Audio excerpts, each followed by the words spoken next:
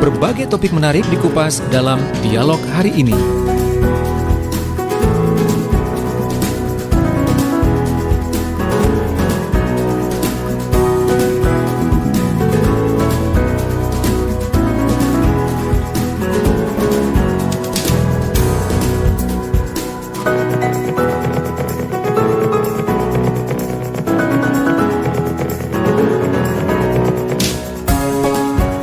Assalamualaikum warahmatullahi wabarakatuh. Selamat pagi sahabat, apa kabar? Semoga selalu sehat ya, karena kesehatan itu merupakan hal yang utama. Untuk pagi hari ini, di hari Sabtu tanggal 24 Oktober, untuk interval waktu jam 9 sampai jam 10, kita ada peluang untuk bergabung dengan sahabat-sahabat dari UNER, IKA UNER, Ikatan Alumni Universitas Airlangga Cabang Sidoarjo. Dan pada kesempatan hari ini memperingati Hari Batik Nasional. Jadi tema kita adalah perkembangan batik Sidoarjo menghadapi persaingan global. Tidak hanya melalui siaran visual, kami juga bisa Anda ikuti melalui Zoom di Suara Sidoarjo ya. Untuk Anda yang ingin bertanya juga silakan, nanti ada peluang di 0821 3264 109. Kita akan membahas tentang batik dan lebih spesifiknya adalah eksistensi batik di Kabupaten Sidoarjo, karena di Kabupaten Sidoarjo ini ada satu tempat ya yang menjadi ikon dari Kabupaten Sidoarjo. Kalau Anda familiar dengan istilah batik jetis, nah ini adalah yang hadir di studio adalah mereka yang punya andil peranan yang luar biasa khususnya dalam hal perbatikan. Dan kita tahu bahwasanya batik ini sudah merupakan menjadi warisan untuk level dunia, bahkan ditetapkan oleh UNESCO sebagai warisan kemanusiaan untuk budaya lisan dan non-bendawi sejak 2 Oktober 2009. Lebih jauh mengenai batik dan lebih spesifik batik jetis Sidoarjo, di studio sudah hadir Pak Zainal Afandi atau lebih akrab dipanggil Pak Andi. Beliau adalah perajin batik Kamsatun. Assalamualaikum Pak Andi, apa kabar? Waalaikumsalam warahmatullahi wabarakatuh. Iya, agak lebih dekat ke mikrofonnya biar suara merdunya Pak Andi ini terdengar dengan jelas ini ya. Oke. Di samping Pak Andi, lebih tepatnya di depan saya langsung head to head ada Pak Yusri Edi Suryono, pengrajin dan pengusaha batik. Assalamualaikum, apa kabar? Selamat pagi Pak Yusri. Selamat pagi, waalaikumsalam warahmatullahi wabarakatuh. Ya, karena memang temanya soal batik. Kebetulan narasumbernya pakai batik, hostnya saja nggak pakai batik, mohon maaf. Karena batiknya lagi dicuci nih, tapi hatinya tetap batik kok. Hatinya batik. Bisa aja yang ngelesnya ya. Baik, sebelum nanti kita akan bahas lebih jauh tentang batik ini sendiri, khususnya eksistensi batik di Sidoarjo, saya juga ingin sapa untuk beberapa partisipan yang bergabung via Zoom. Ada Cak Kolis, selamat pagi, apa kabar Cak Kolis? Kemudian ada Ibu Lydia. Selamat pagi, apa kabar Bu Lydia Nusantara? Kemudian ada Pak Rizky. Selamat pagi Pak Rizky, apa kabar? Apa kabar? Baik Bu Lydia. Assalamualaikum. Waalaikumsalam. Waalaikumsalam warahmatullahi wabarakatuh. Kemudian ada Pak Tri. Pak Tri, mohon maaf. Ada Ibu Tri Wijayanti. Selamat pagi Bu Tri. Ya, selamat pagi Cak Yusri, Cak Holis, Ning Lydia, Cak Rizky. Assalamualaikum. Selamat pagi juga Neng Tri. Kalau Selamat saya pagi Cak Holis semuanya. Selamat pagi semuanya juga. Kalau saya boleh menebak, kalau Bu Tri atau Ning Tri ini anak ketiga berarti ya? Iya betul. karena namanya Tri Wijayanti. Baik, lebih jauh nanti soal batik. Terlebih dahulu saya ke Cak Yusri. Cak Yusri, pengrajin dan pengusaha batik. Monggo bisa disampaikan lebih jauh mengenai perkembangan batik Sidoarjo menghadapi persaingan global ini. Ya, Cak Yusri. Bismillah. Assalamualaikum warahmatullahi wabarakatuh. Waalaikumsalam. Selamat pagi Pak Kolis dan semuanya, Cak Daning Surabaya, Sidoarjo. Sedikit pemaparan dari saya. Untuk sebelumnya, untuk kita ke arah perkembangan batik Sidoarjo, mari kita coba apa arti batik itu sendiri. Sebelumnya memang saya juga sama rekan-rekan sama jedis juga juga belajar batik, sedikit ilmu. Ya mungkin ini apa ya, sebagai sharing aja ya, bukan sebagai apa guru besar atau apa. Saya cuma sedikit pengetahuan, sharing aja untuk perbatikan Sidoarjo untuk menghadapi persoalan persaingan global dan pandemik.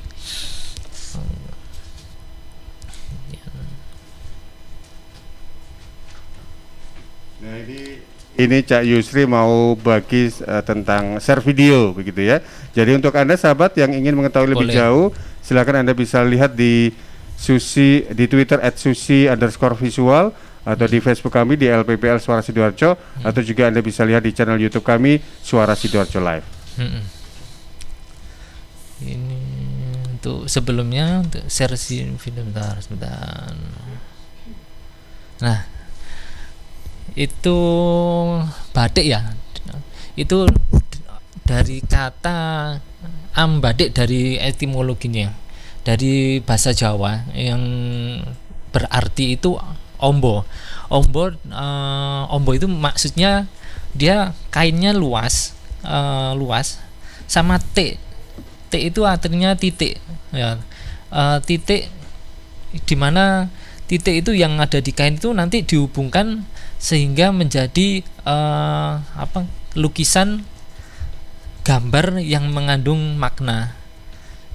Jadi mungkin dari kemudian arti batik itu adalah kerajinan tangan sebagai hasil pewarnaan sebagai perintangan warna dengan alat utama perekat malam atau lilin batik berupa canting tulis atau canting cap untuk membentuk motif tertentu yang memiliki makna. Dari kemudian alat-alat yang dari canting malam, untuk minyak tanah, semuanya itu yang menjadi arti batik. Kemudian saya paparkan juga bahwa semuanya untuk ada alat canting atau sama cap itu yang namanya batik. Kemudian ada yang printing atau sablon. Memang saya nggak tulis batik soalnya itu bukan proses batik, jadi itu tekstil tapi di motif batik gitu. Jadi lain nanti untuk yang batik sama batik printing. Makanya memang harga printing sama tulis jauh. Soalnya kalau tulis itu dia memakai seni, ada karya seninya yang ada di dalamnya itu. Beda lagi kalau misalnya kalau sama halnya dengan lukis kalau misalnya dilukis pasti dia mempunyai nilai jual yang lebih tinggi daripada kayak gambar. Apalagi misalnya kayak gambar-gambar kalender kan pasti lain lagi ya. Itu yang dari situ yang kemudian untuk sejalan arahnya dari batik, alhamdulillah bahwa itu nanti kita sudah ada pengesahan batik dari UNESCO juga. Itu memperkuat kita untuk menjadi penopang ekonomi yang lebih baik lagi. Kemudian sebentar. Nah, itu sedikit sejarah bercerita tentang kampung batik di Jetis ya. Saya juga mempelajari dari buku-buku dari sejarah. Mungkin saya juga terbilang baru ya dari untuk pengusaha batik. Sebelumnya saya kan juga kerja ikut orang juga. Saya cuma meneruskan bagaimana kebudayaan Jetis, apalagi untuk seninya yang di rumah itu orang tua itu bisa berkelanjutan, nggak sampai putus.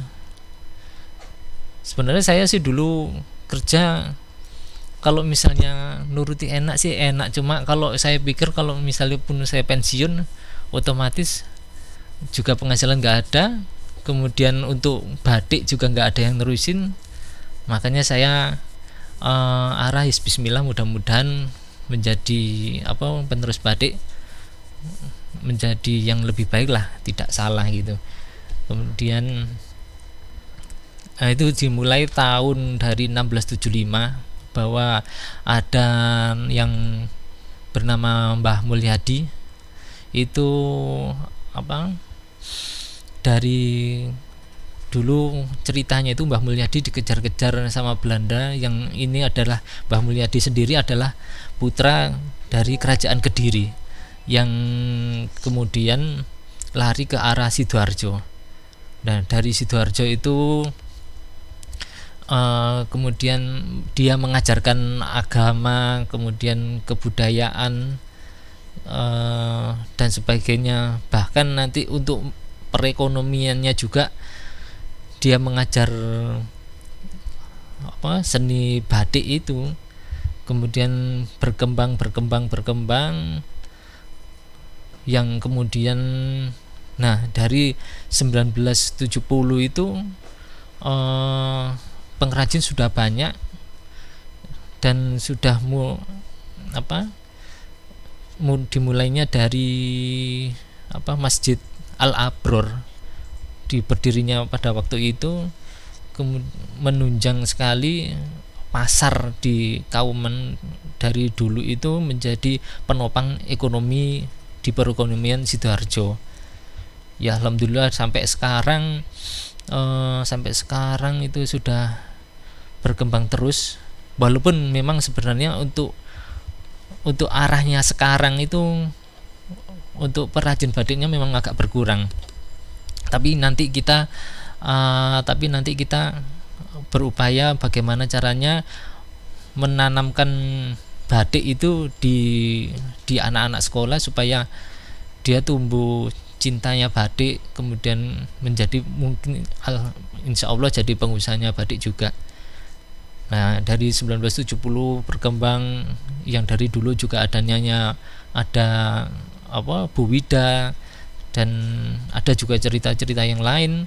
Alhamdulillah juga tahun 2008, 3 Mei 2008 itu dari Bupati Sidoarjo Pak Win itu menetapkan kampung batik Jedis itu menjadi sentra ekonomi untuk kain batik itu. Ya kemudian alhamdulillah lagi juga setahun sesudahnya UNESCO menetapkan lagi bahwa batik itu menjadi warisan budaya yang dari negara Indonesia. Itu kemudian dari perkembangan sampai sekarang juga untuk motif-motif batik pun juga berkembang lagi. Tetapi sebelumnya bahwa pada waktu itu dulu perkembangan motif batik Sidoarjo itu cuma ada 3, yaitu beras utah, kembang tebu, sama kembang bayem. Kenapa beras utah? Dulu waktu Sidoarjo itu sebagai penghasil beras, itu juga dibuktikan bahwa di sini di Sidoarjo yang sekarang berdiri Ramayana, dia kan terdapat penggilingan padi yang terbesar di Sidoarjo, makanya muncul beras utah. Kemudian di samping itu juga ada kembang tebu juga. Dari saya lihat dari sejarahnya memang Sidoarjo itu ada pabrik yang di Tulangan, Candi, banyak sekali pabrik-pabrik gula waktu itu.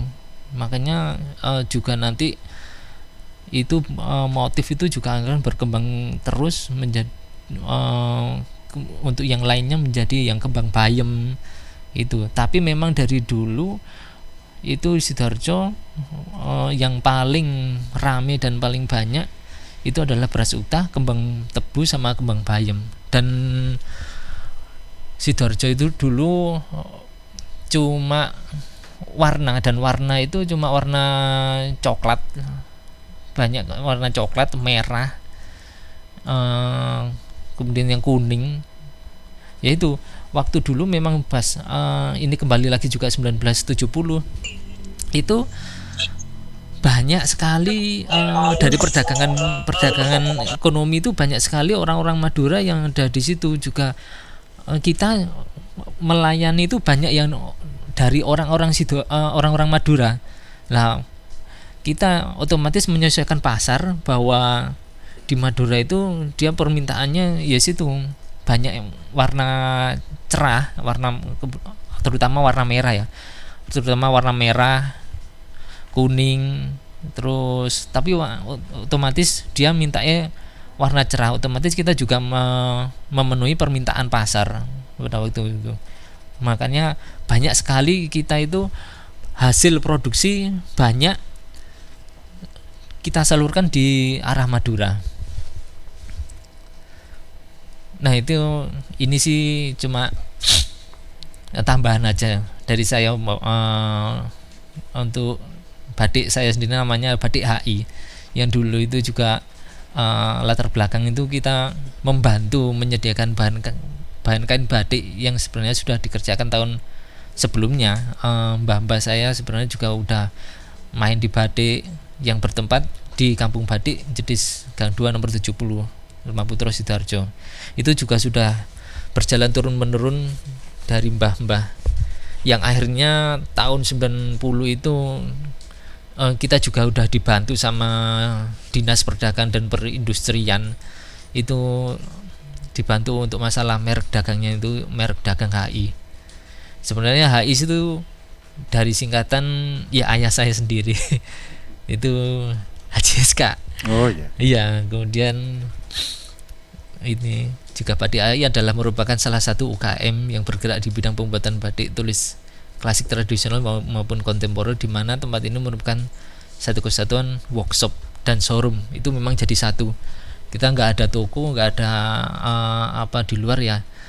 Kita memang jadi workshop, jadi pembuatan. Misalnya ada sekolah-sekolah, misalnya pelatihan pun ada di situ, jualnya juga langsung di situ juga semuanya. Nah, ini proses produksi ya.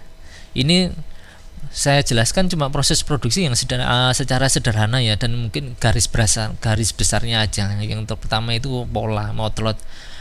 Pola itu kita kalau misalnya untuk motif baru kita harus menggambar pakai telut biasa yang biasa lah, atau mungkin sedikit saya kasih putarkan videonya untuk proses produksinya itu ya. Sebentar. Boleh, silakan Cak Yusri. Ya, bisa dibantu ini untuk sahabat-sahabat juga bisa melihat bagaimana proses produksi dari batik. Anda bisa cek di channel YouTube kami di Suara Sidoarjo Live, atau juga di Facebook LPPL Suara Sidoarjo. Bisa juga melalui Twitter @susi_live. Kita masih bersama dengan narasumber terkait dengan batik. Ada Cak Zainal Alfandi, perajin batik, dan juga ada Cak Yusri Edi Suryono, pengrajin dan juga pengusaha batik.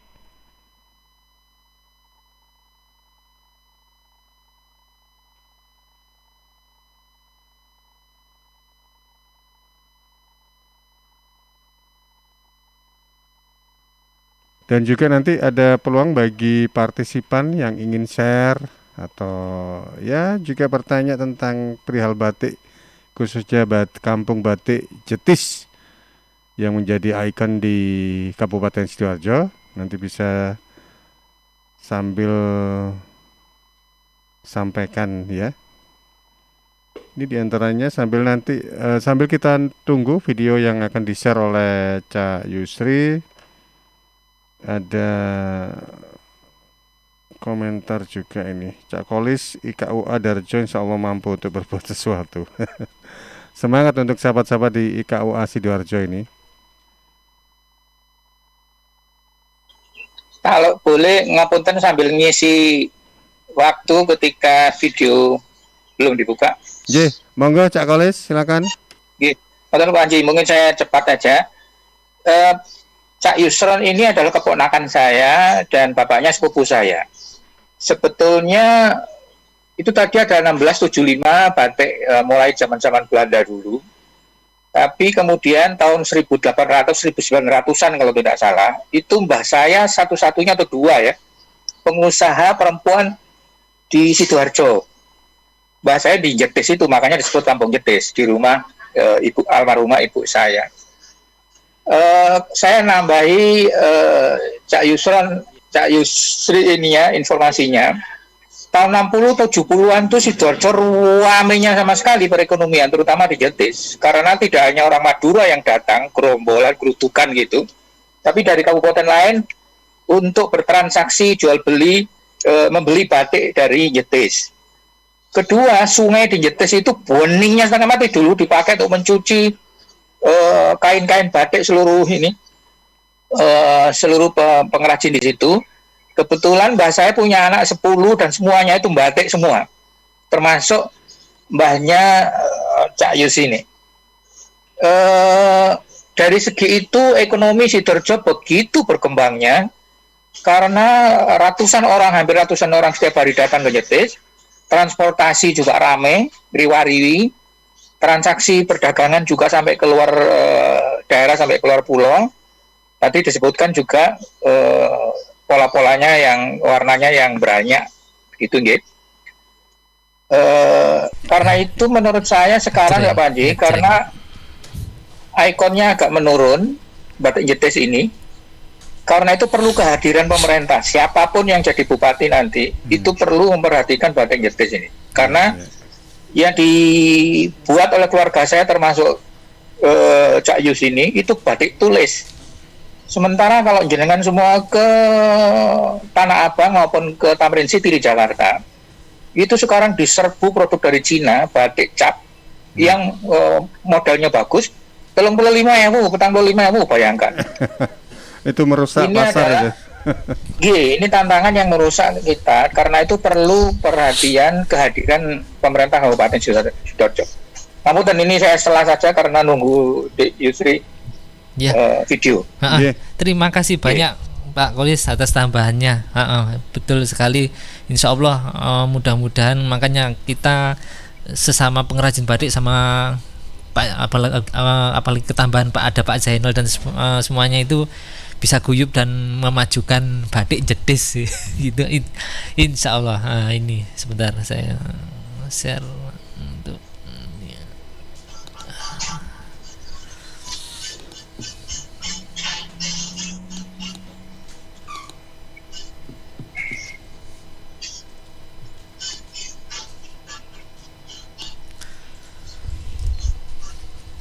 sudah keluar ya.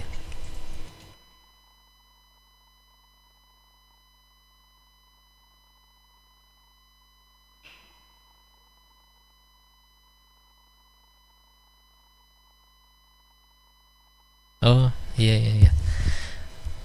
Ya sebentar saya ulangi. Nah ini adalah proses pencandingan setelah ini ya, ini adalah pelorotan. Oke, mungkin saya lebih. Nah ini adalah proses pola. Nah reng-reng, kemudian isen-isen itu adalah yang kecil-kecil itu.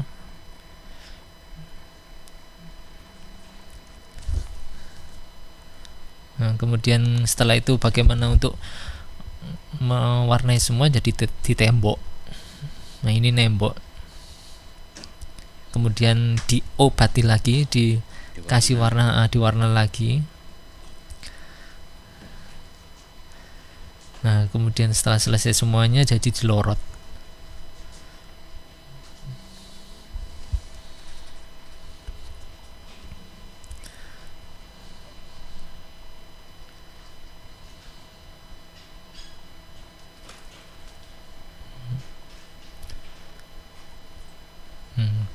Selesai cuma penjemuran aja, kita pakai kenal lah.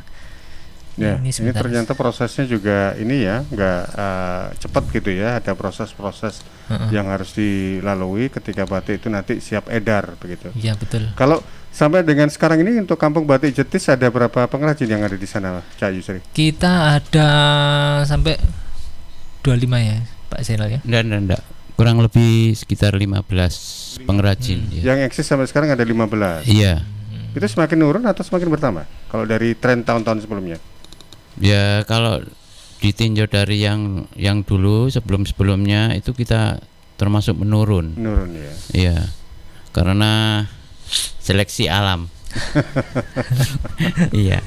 Dan jadi generasi yang generasi now itu generasi yang lanjut usia digantikan generasi anaknya gitu. Jadi kalau generasinya tidak disiapkan, ya tunggu waktu aja. Nah ini takutnya kan istilahnya batik itu akhirnya menjadi sebuah kenangan. Betul. Kalau tidak ada regenerasi begitu Iya. ya. Baik. Itu yang untuk pertama ya. Pertama adalah pola adalah motlot. Itu kita ya sesuai dengan kreasi kita sendiri, bahwa kita harus gambar apa sesuai kita kemudian dicanting. Tapi memang proses yang 1 sampai 6 itu memang tidak baku ya, Bapak sama Ibu.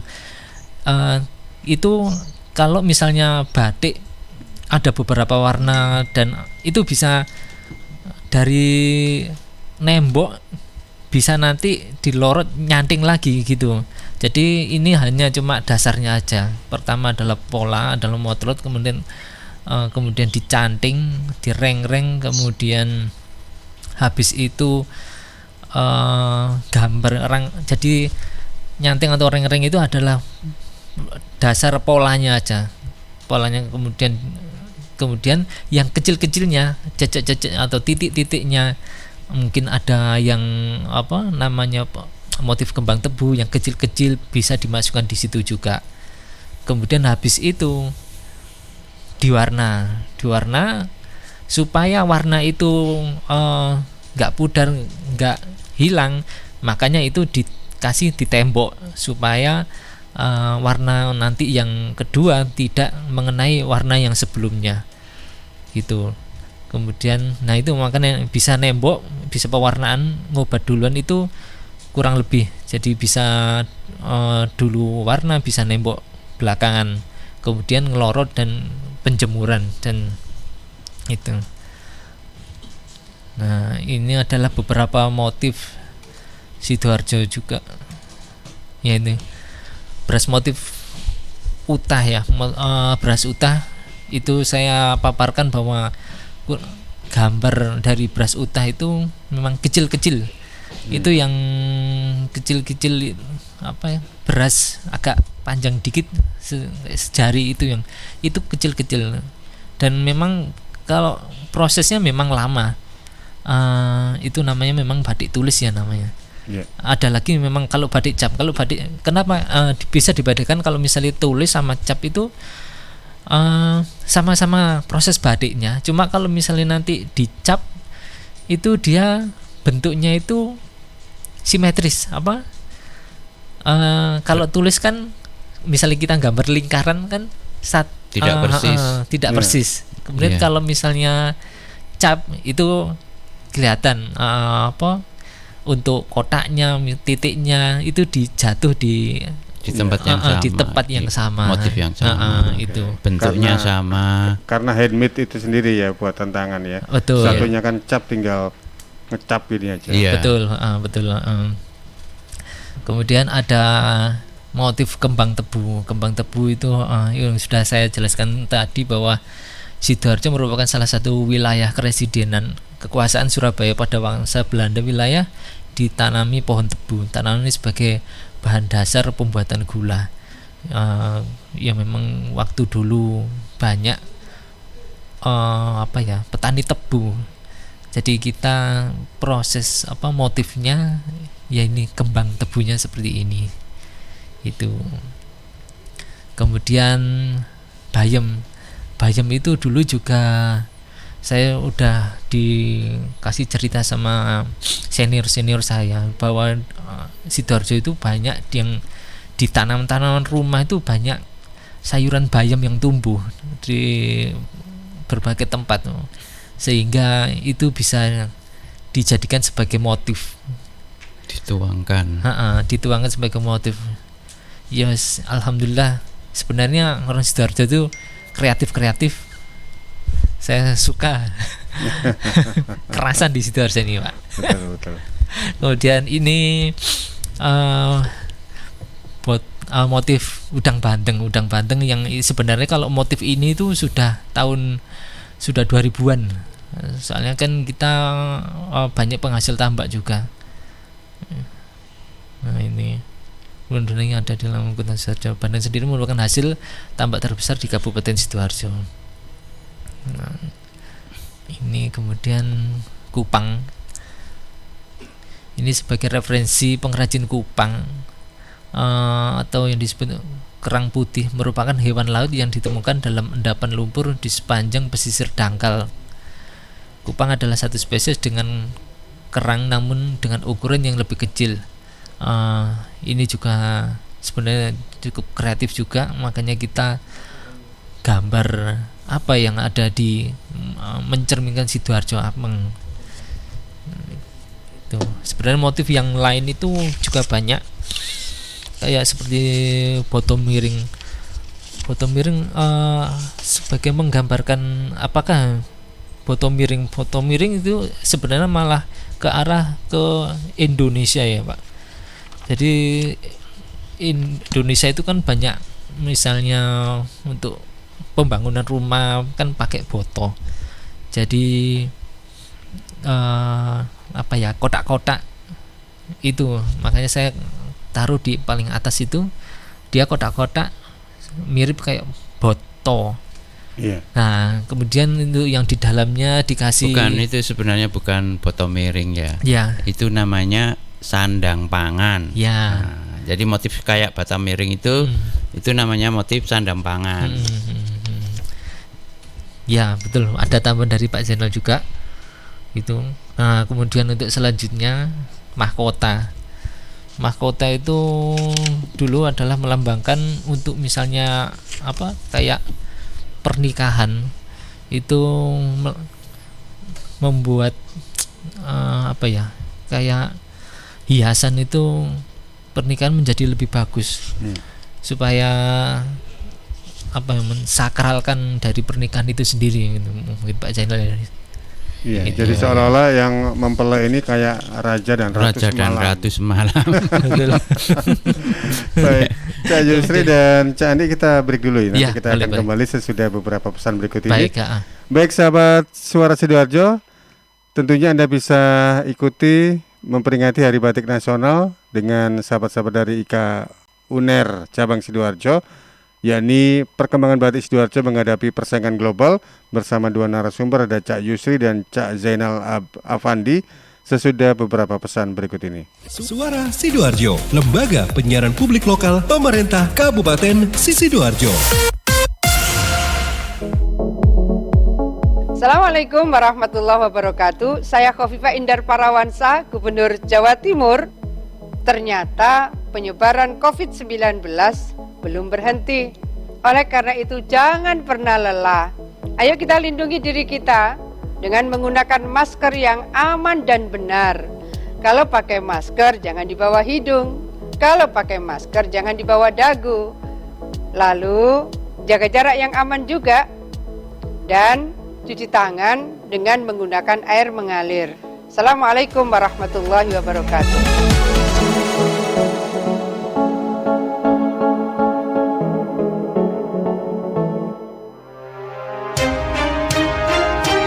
Sahabat, kita tahu bahwa merokok dapat mengganggu kesehatan, apalagi rokok ilegal.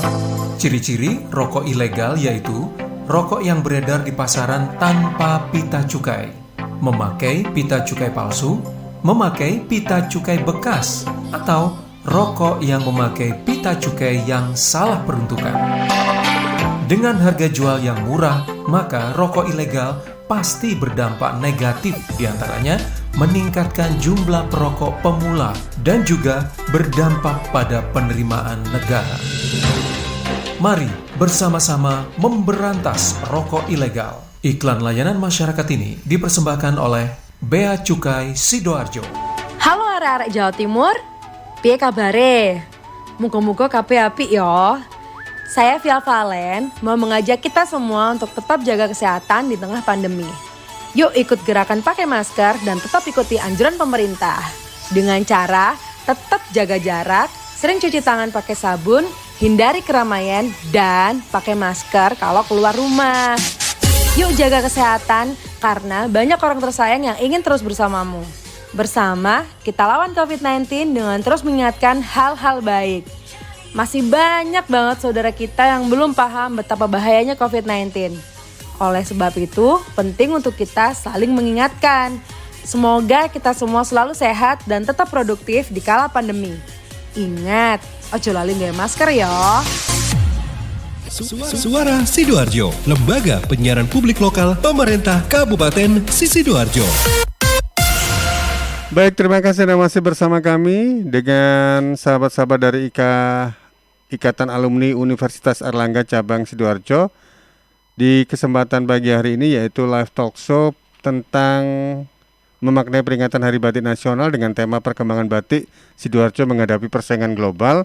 Nanti ada peluang untuk para partisipan untuk share atau mungkin juga tanya-tanya.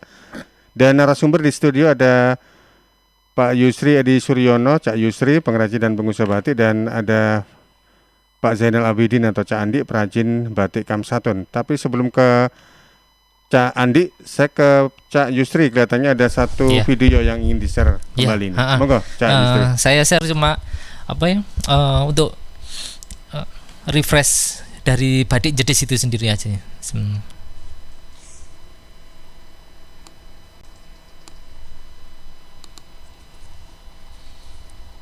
Nah, ini kebetulan kita juga kerjasama sama via akademi untuk fakultas fotografi dan video. Alhamdulillah kita juga lumayan untuk promosi di dinas dan sebagainya, itu cukup sangat membantu. Cuma sayang ini suaranya mungkin tidak bisa ya, mohon maaf. Nah, itu kelihatannya ada Pak Cak Andi itu. Betul. Itu sebagai peran utamanya.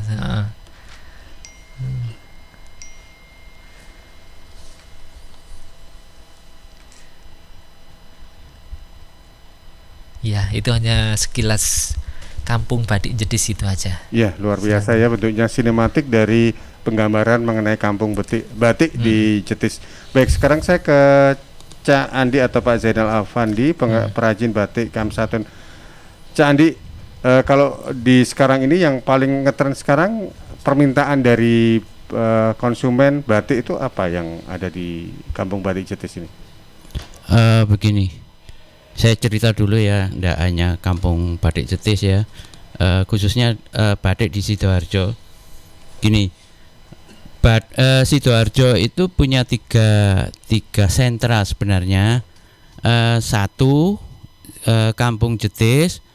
Dua, desa Kedung Cangkring. Tiga, desa atau kelurahan Sekardangan. Cuma sampai saat ini untuk desa Kedung Cangkring itu pengrajinnya sudah kayaknya sudah nggak ada yang eksis gitu ya. Oh, berarti sudah nggak ada pengrajin di sana. Iya. Jadi tinggal kampung Jetis sama Sekardangan. Dan Sekardangan itu hanya beberapa pengrajin aja. Sedangkan di kampung Jetis ini masih kurang lebih sekitar 15 pengrajin. Kalau yang di Sekardangan? Kurang lebih dua pengrajin. Berarti total 17 begitu ya? Iya. Jadi kalau tidak ada regenerasi takutnya nanti punah ini. Punah. tinggal nama. Iya, baik. Selama ini kalau untuk perkembangan batik sendiri di Sidoarjo bagaimana nih, Cak Andi? Untuk karena ini pandemi ya, karena pandemi ini untuk sementara ini pengrajin batik ini istilahnya ini apa ya? Tiarap dulu. Tiarap. Iya, tiarap dulu. Atau PSBB dulu gitu. Iya. Proses tetap berjalan ya, proses tetap berjalan. Cuma kita bisa promosinya. Ini kalau promosi offline itu jarang ada, dan dari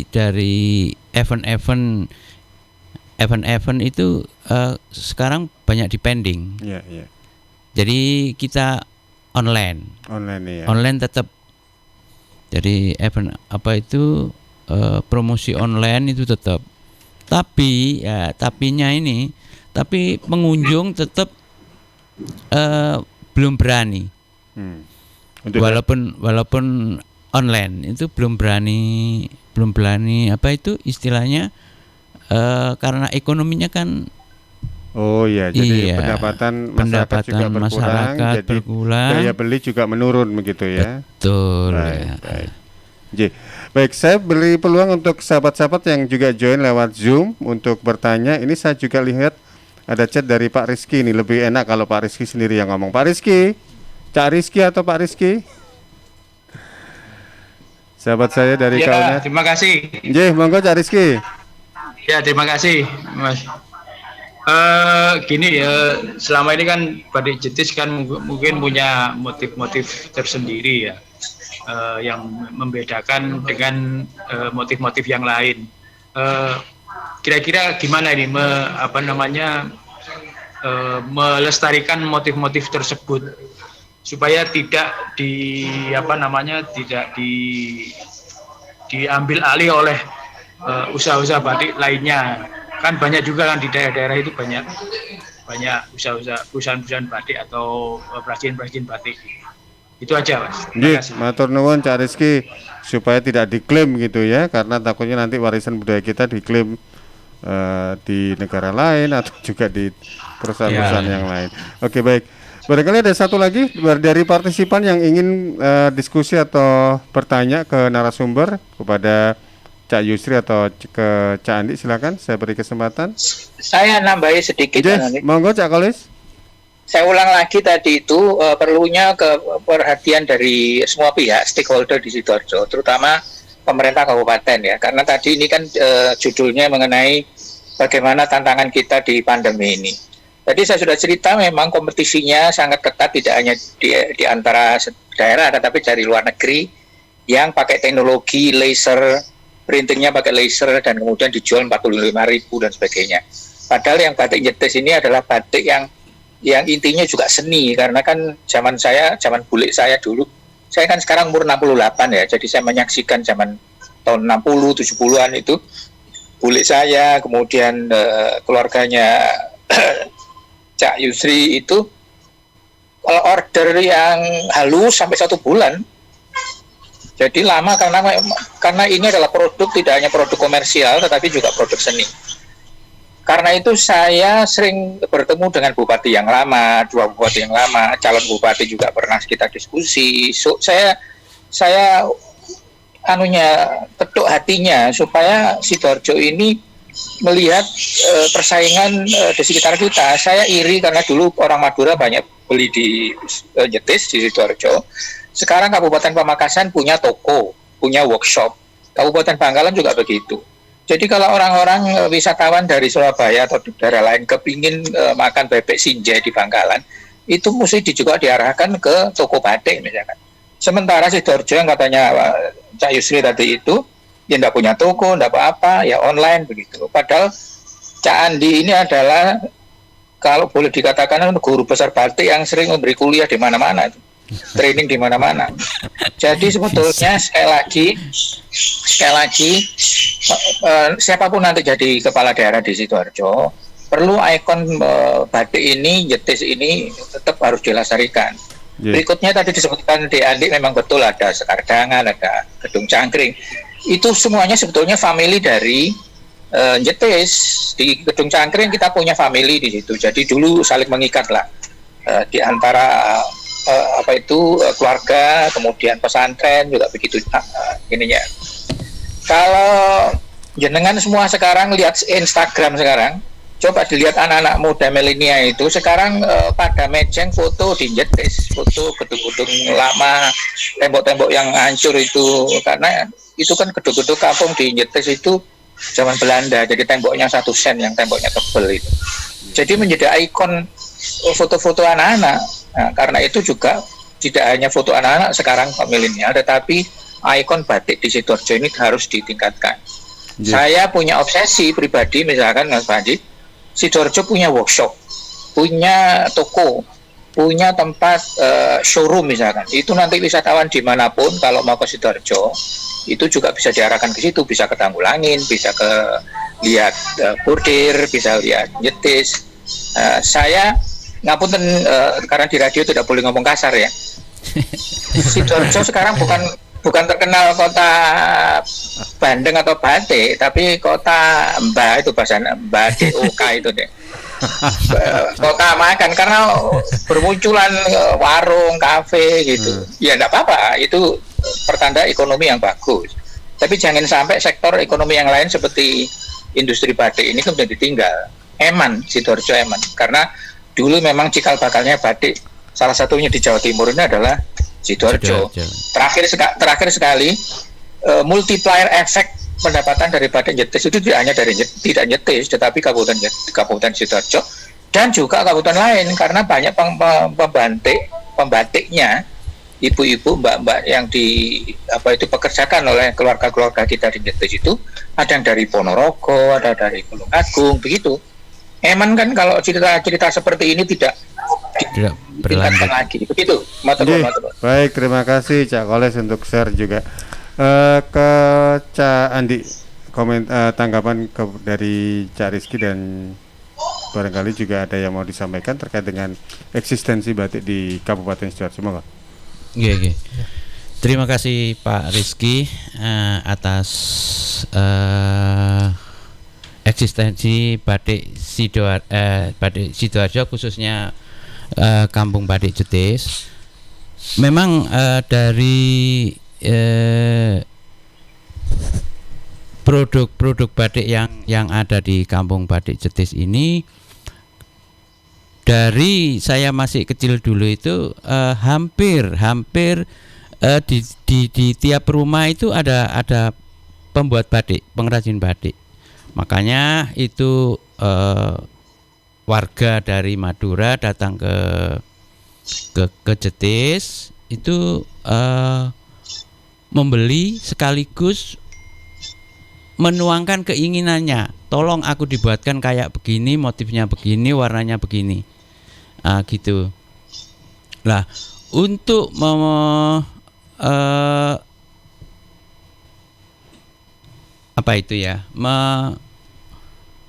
motif untuk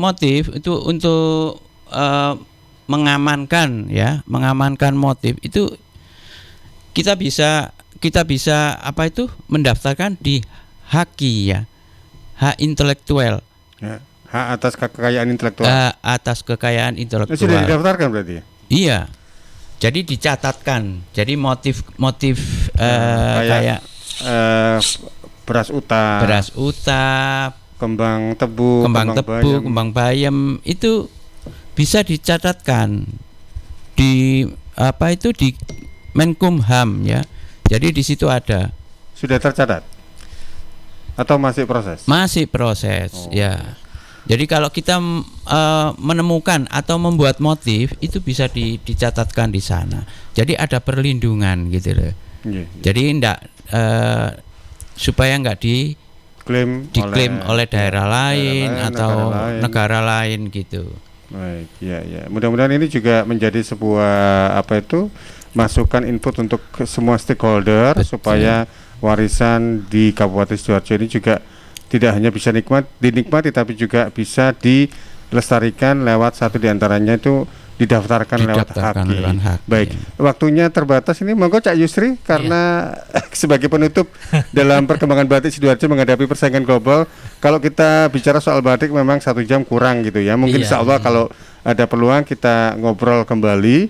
Barangkali juga kru kami nanti akan bisa mengekspos lebih jauh mengenai eksistensi kampung batik. Tidak hanya di Jetis ternyata, tapi juga ada di kawasan Sekardangan dan juga satu lagi di Kedung Cangkring. Baik, monggo Cak Yusri.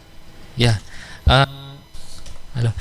Cuma sedikit tambahan aja sih. Kalau misalnya kita sih, kenapa untuk yang pembatiknya kita berkurang? Kita memang edukasi di sekolah. Makanya tadi udah saya tulis bahwa kita mengedukasi ke sekolah-sekolah supaya anak-anak itu bisa mencintai batik, dan kemudian sih berharap nanti bisa menjadi pengusaha batik, ada tambahan-tambahan untuk SDM-nya juga, dan misalnya ada masukan dari motifnya dan semuanya gitu.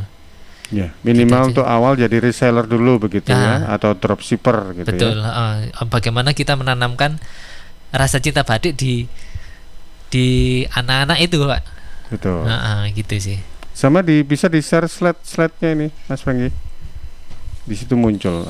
Di situ ada fotonya Cak Yusri sedang pakai udeng dari batik, kemudian kemejanya juga batik. Luar biasa ini. Ini jadi cocoknya jadi brand ambassador batik Sidoarjo ini. Oh ya, ini juga nanti saya share. Ini dari Pak Zainal juga. Ini Pak Cak Zainal ini luar biasa. Pak Zainal juga. Alamatnya ada di situ, Jetis Gang 2 nomor 91 A Lemah Putra Sidoarjo. Dekat ya dari sini ya. Nah, itu sebenarnya kita untuk acara batik kita kan ada asosiasinya ya, mana namanya APBJ. Jadi Asosiasi Pengrajin Batik Jawa Timur. Itu waktu kita ada acara di Banyuwangi. Jadi kayak jambore. Oh iya. Itu memang kita lakukan memang sebelum pandemi ya. Iya, terlihat nggak pakai masker ya. Berhubung kita pandemi ya, kita virtualan ya. Sementara virtualan dulu. Mudah-mudahan pandemi berakhir. Baik. Baik. Cak Yusri dan juga Cak Andi, terima kasih juga untuk waktunya. Memang tidak banyak hal yang bisa diekspos dengan kurun waktu yang sedikit, tapi mudah-mudahan dengan apa sedikit yang tadi disampaikan ini juga bisa semakin menggugah kita untuk lebih mencintai batik, khususnya batik dari tempat kita sendiri yaitu batik Sidoarjo. Jadi kalau sahabat-sahabat ingin mengetahui lebih jauh mengenai bagaimana proses produksinya, silakan mampir ke Kampung Batik Jetis yang ada di kawasan Jetis tentunya ya. Bisa diakses di Jalan Diponegoro kalau nggak salah. Gajah Mada atau Diponegoro nih, Cak Andi? Diponegoro. Lewat Diponegoro ya. Depan stasiun. Asal jangan lewat belakang. Kalau lewat belakang yang dekat itu apa itu namanya Matahari itu. Matahari. Itu bisa sebenarnya bisa ya. Cuma kalau nggak tahu jalannya bingung malah nanti. Baik, terima kasih. Dan juga untuk partisipan juga terima kasih yang sudah bergabung. Mohon maaf peluangnya juga terbatas, dan juga untuk Anda yang sudah komen di Facebook atau di Suara Sidoarjo Live. Terima kasih untuk Ibu Dwi Oni Kencanawati dan juga ada M Rizal. Terima kasih ya untuk pertanyaannya. Mohon maaf ini karena waktunya terbatas. Terima kasih semuanya, sukses, dan kita berharap semoga batik Sidoarjo semakin eksis dan juga semakin maju. Terima kasih semuanya. Suara Sidoarjo, lembaga penyiaran publik lokal pemerintah Kabupaten Sidoarjo.